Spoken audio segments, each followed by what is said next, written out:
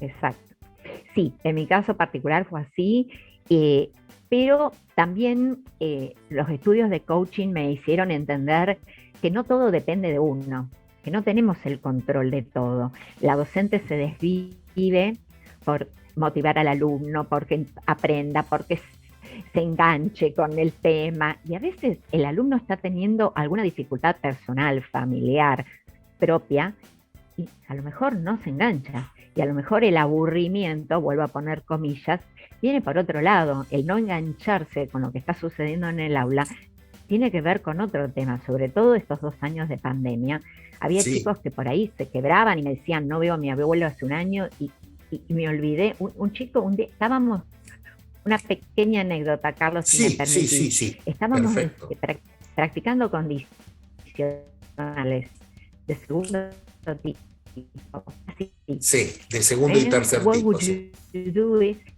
Y una de las preguntas que aparece en todos los libros es a famous person and what would you say. Y este chico me dijo, me gustaría encontrarme con mi abuela, porque me estoy olvidando de la voz y la cara que tiene. Y se puso a llorar. ¿Qué hace un docente? Sigue hablando de los condicionales. Sí, Entonces, hay cosas que no podemos controlar y el aburrimiento tampoco lo podemos controlar. No depende del docente eso, depende de cada ser humano. Entonces, a veces en el docente, en este nuevo rol del docente, docente coach, docente facilitador, coordinador, influencer, tenemos tantos nuevos roles en este siglo XXI la que es verdad. demasiado para nosotros. Encima pensar si el alumno a lo mejor no está bien, pero no está bien a lo mejor por otro tema, no por mí. No Si soy la todo, causante de todo. Y claro, hay cosas que no puedo manejar. si yo cuestiono esa mirada según la cual todo es culpa del profesor, me parece bien salir de la postura tradicional según la cual uno decía, yo me hago cargo de lo que enseño, no de lo que el alumno aprendió. Yo lo enseñé, si el alumno lo aprendió o no es un problema de él. O sea, también estoy en contra de eso, pero, Sí, no, pero no es el otro extremo. exactamente, de ahí a que todo sea culpa del profesor, como decimos, eh, pero yo he visto casos por ahí de alumnos que tenían así ese tipo de situaciones y después de la superioridad te decía, no, pero bueno, vos tenés que buscarlo por el lado de la pedagogía, tenés que darle actividades atractivas que lo convoquen, es de más, ya que ya aprendí ese discurso y además en las devoluciones de las clases, que pues muchos dicen, si el grupo es revoltoso, el profesor no tiene manejo de grupo. Si, eh, si el grupo tiene un muy buen comportamiento, bueno, el profesor podría hacer mucho más ya que le tocó un buen grupo.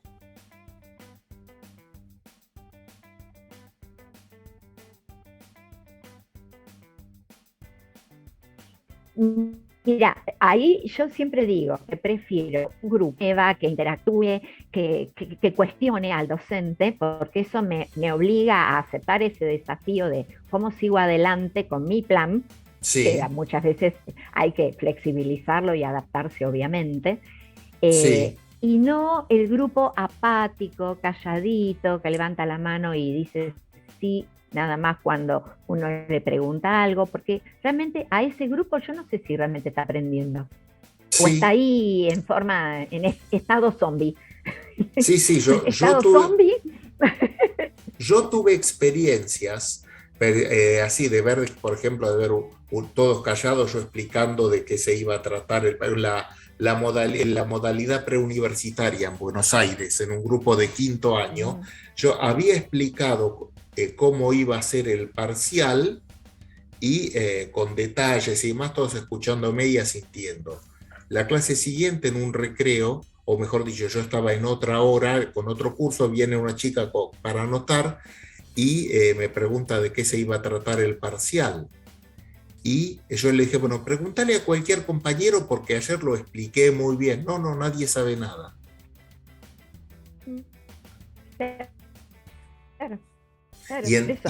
y Yo uno siempre contento, digo sí, que no, no, que una clase, al alborotada, que si hay ruido en la clase es porque están vivos, y si están vivos están aprendiendo. Si están demasiado callados, me cuestiono si realmente están aprendiendo. Porque sí, los alumnos no son receptores pasivos de lo que uno hable. Entonces, para poder chequear que haya contacto e interacción entre el docente y alumno, necesito que se muevan, sí, cuestionen, sí, le que, que, pregunten al otro. ¿Mm? que sea generar Exacto, un ida y vuelta. exacto, exacto. Sí, Sí, sí, sí, porque bueno, me vino, no voy a contar todo ahora, pero así, bueno, una brevemente, una de las que yo sí, había por favor. elegido la palabra, un texto que tenía la palabra clock, empleado administrativo, y les había explicado, Ujú. la pongo en la pizarra y les explico la chocaca, viene de clero, la iglesia, y les di la reseña histórica que cuando la administración pública no se había desarrollado, la iglesia llevaba la administración de los pueblos, o el rabino, según el ministro Ujú. religioso del Claro. credo que imperaba. Y entonces se anotaban en la institución religiosa, se anotaban los fallecimientos, los nacimientos, toda la administración de la ciudad. Y por eso el inglés tomó eso, clerical work, hoy como trabajo administrativo, di esa reseña. Y bueno, y a partir de ahí, de dos cosas más de la consigna, me siento a firmar el libro de temas y los dejo trabajando. Viene uno, un comportamiento hermoso. Viene uno con el libro muy respetuoso y me señala la palabra Clark que quería decir. Lo acababa de explicar. Es el momento que Claro, uno plantea para qué te elegí esta profesión. claro, viste como Terrible. los gestos del profesor Girafales. Uh, ahí la Sí, tal cual. frustración. Pero bueno, eso Sí, la no queda, frustración. claro, no quedarse ni con que, no quedarse en la búsqueda de culpables. En todo caso, que si el 80% del grupo no había comprendido la Ujú. explicación, ahí sí tal vez no venga mal que el profesor se plantee la manera en que presentó el tema. A ver, tenemos una conexión un poco débil, ahora volviste. Sí, pero no sé Ahí me si parece que volvió. Ujú. acá volvió. Eh, pero Sí, sí. sí, no.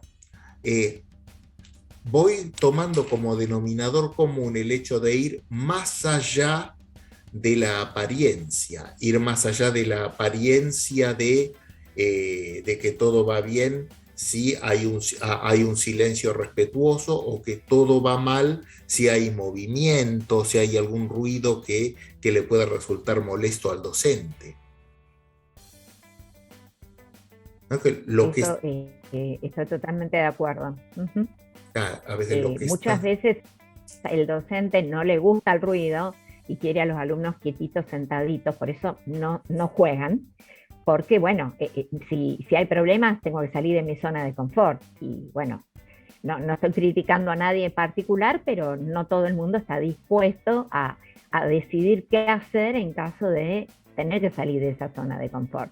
Sí, Y sí, volviendo sí, al juego, el juego necesariamente va a traer ruido o no, porque hay juegos silenciosos, pero por lo menos un cambio en la ubicación de las sillas o salir del aula e ir a otro lado. Entonces el juego implica algo diferente y eso es un riesgo a veces. Entonces, bien. por eso pasa que muchos docentes deciden no jugar o son detractores del juego. Claro, yo por ejemplo no soy detractor, me encanta ver los docentes que juegan y les va muy bien, pero a veces, claro, ¿no?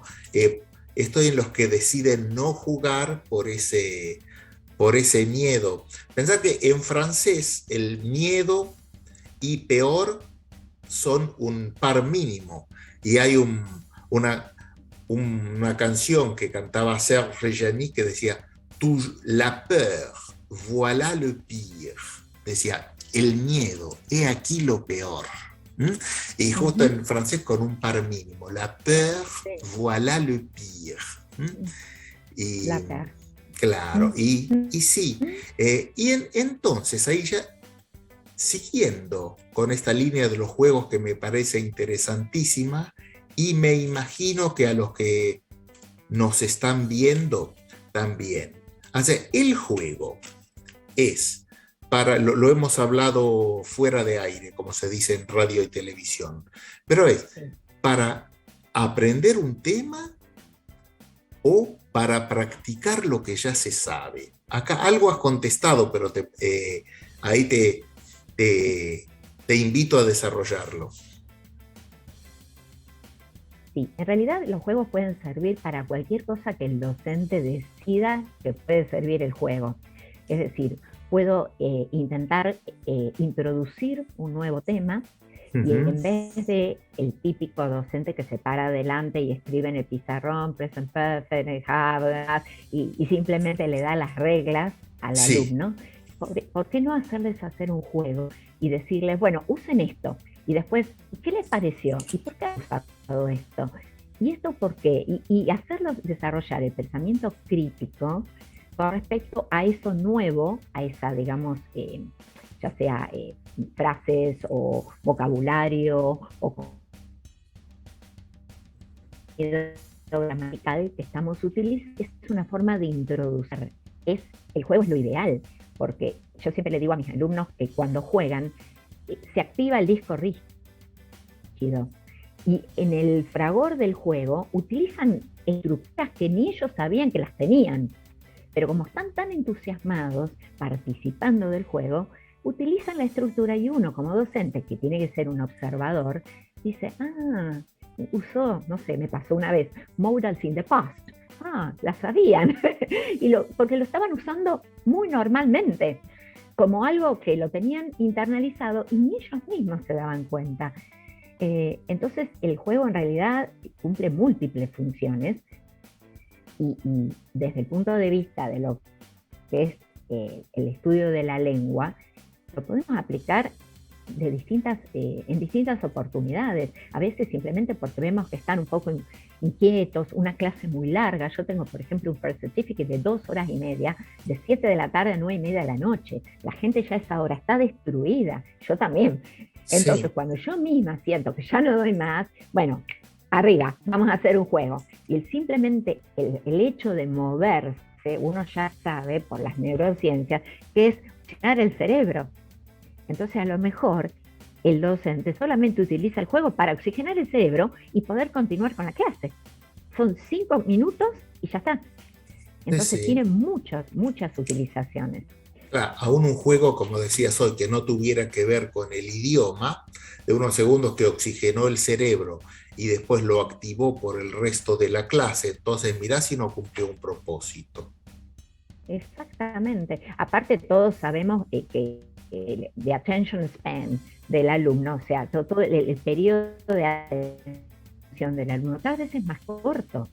Ahora escuché que los adolescentes tienen 10 minutos de atención, 10 minutos, y los niños 7.